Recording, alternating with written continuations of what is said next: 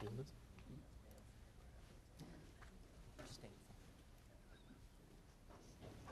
See where I can stand, where I can get in front of as many people as possible. Good morning. My name is Siplon. I run the Georgia Logistics Innovation Center. I'm not going to use the word transportation. I'm going to use the word logistics. And the word logistics, I want to define that for you a little bit around how it involves transportation, as well a variety of other things as well, such as distribution and rail and air cargo, and just how and why things move around. Just a quick overview. For a guy who runs a logistics center, I figure I should give you my definition of logistics. And then why does Georgia care? We've heard a lot of statistics, and I will show you some data and figures that I'll jump through. These presentations are available afterwards, so don't scribble down all the numbers, unless you're just doing tic-tac-toe, and that's fine, okay too. And then also, more importantly than just the numbers, is how can we create a common voice? And more importantly that, a strong voice and a very clear voice around what Georgia needs, and what can the state do to be a better partner to the industry, whether that's trucking or rail or air cargo. And we'll talk a little bit about that and then have some dialogue afterwards. So what is logistics? It's pretty simple. It's moving stuff from point A to point B.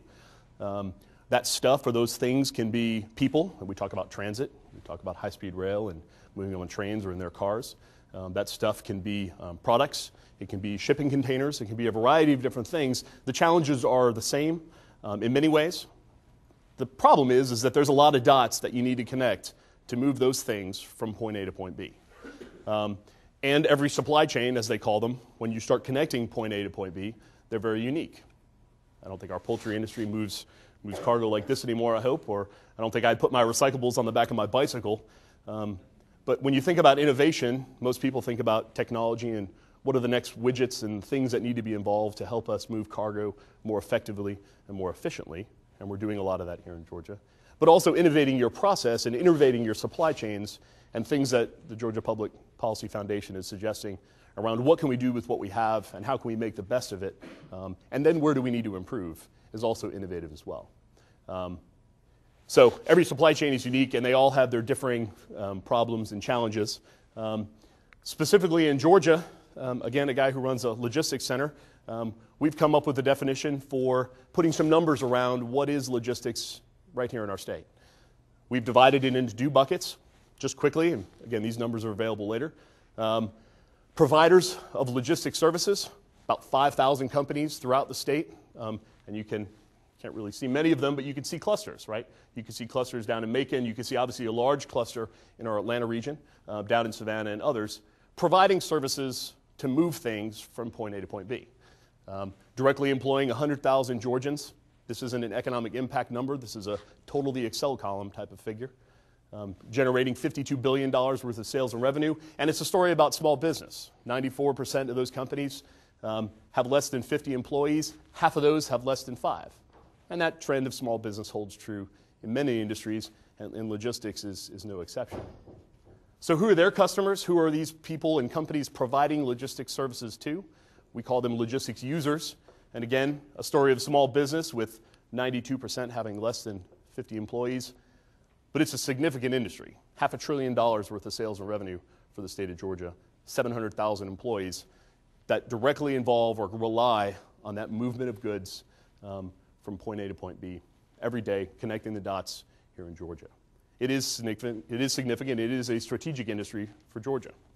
Where are we now? We make some attempts at gathering some of the rankings, and some of them are more reliable than others. This is just a snapshot, and I've got many more pages that I won't show you today around where are we, according to many different opinions. Some of them pretty straightforward. Down in Savannah, the third largest port as far as container volumes, behind only LA Long Beach and New York, New Jersey. And I think more importantly than that, the fastest growing port in the country and one of the most efficient. That's what drives that growth. 7th highest rail mileage, 6th largest destination for rail freight in the United States. Our busiest passenger airport, 11th largest cargo for air cargo. And the statistics go on and on. CNBC says we're ranked number 3 for workforce and number 2 for transportation. Again, a lot of statistics of where we are. To put a few more details around that, and you can read the statistics and some of the numbers around the number of tons and the amount of stuff that we're moving, again, from point A to point B here in Georgia. But I think the trend here is that the end's not in sight, right? The numbers are going to get better, the way I look at it.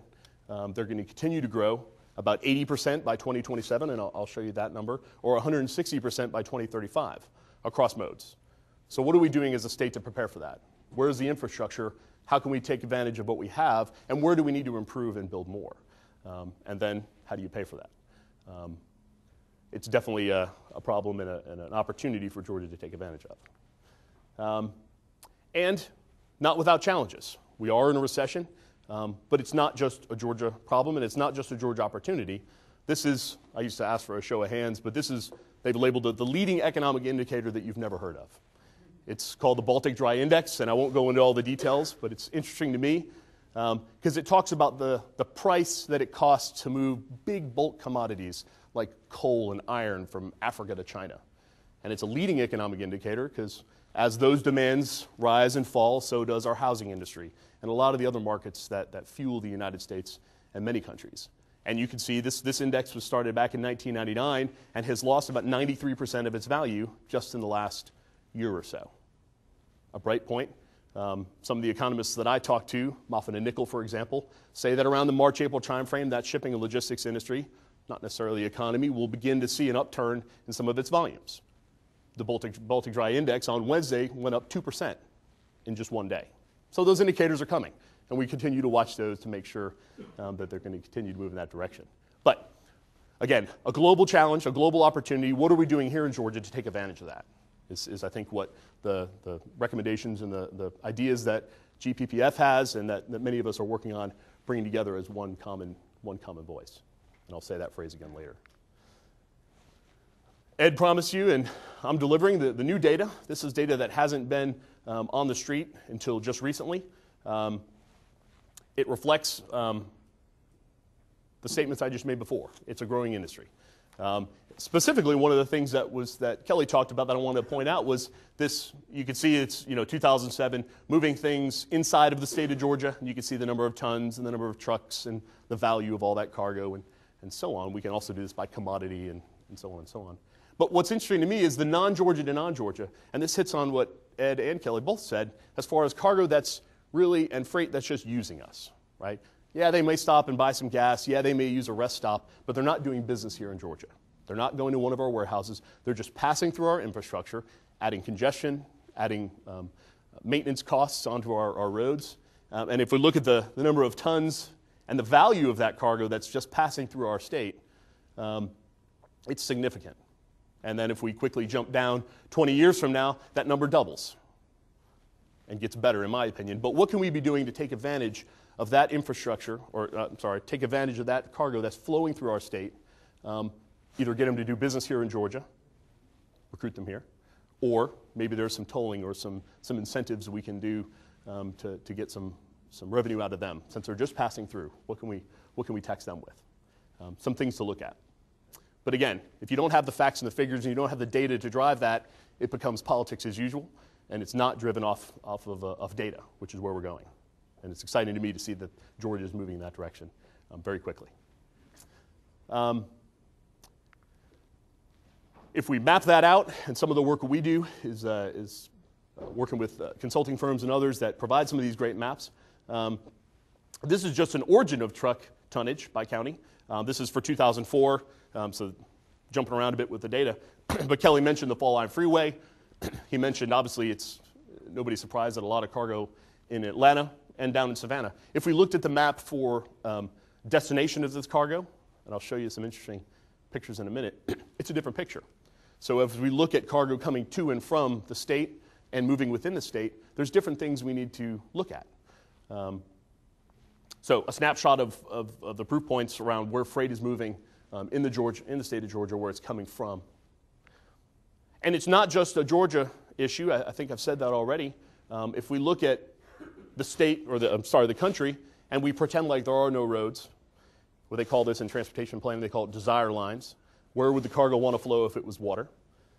We could see some pretty interesting trends as far as cargo coming into the Atlanta area from California, or into the Macon area from North Carolina and South Carolina.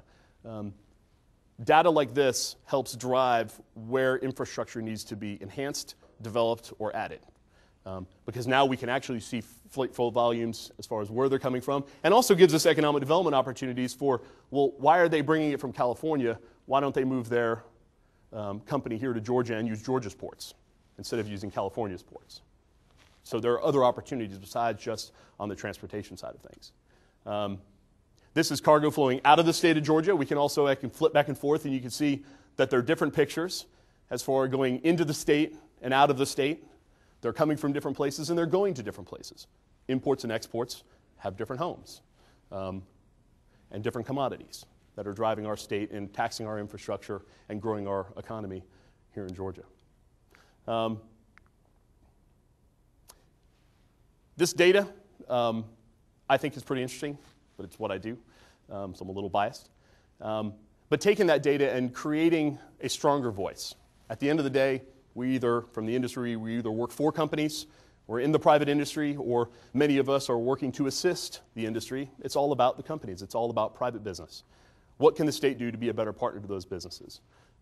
We've been traveling around the state, and we've covered 8 of the 9 economic development regions, asking the question of industry. We were with Kellogg's and Club Car yesterday, asking what kind of things do they want? What do they need to be more competitive and to grow their business here in Georgia, especially in these challenging economic times that are coming? What do they need? And we've heard some pretty interesting stories and some very interesting projects that Emma suggested as you travel from county to county and from region to region. I use this example of a football stadium just in closing. We have 159 counties, and I've learned as I've driven to many of them over the past few months, they all yell about different things. Some of them can yell better than others. They're all yelling about different things, potentially. But in the middle, where our state legislators, our federal legislators, our commissioners, our mayors, and our leadership, all they hear is noise, many times.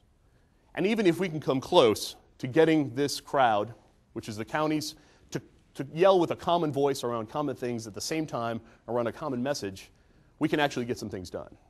You fuel that with some of the data and the facts and figures that Ed has and some of the stuff I've shown you today, and we can actually go get some things done.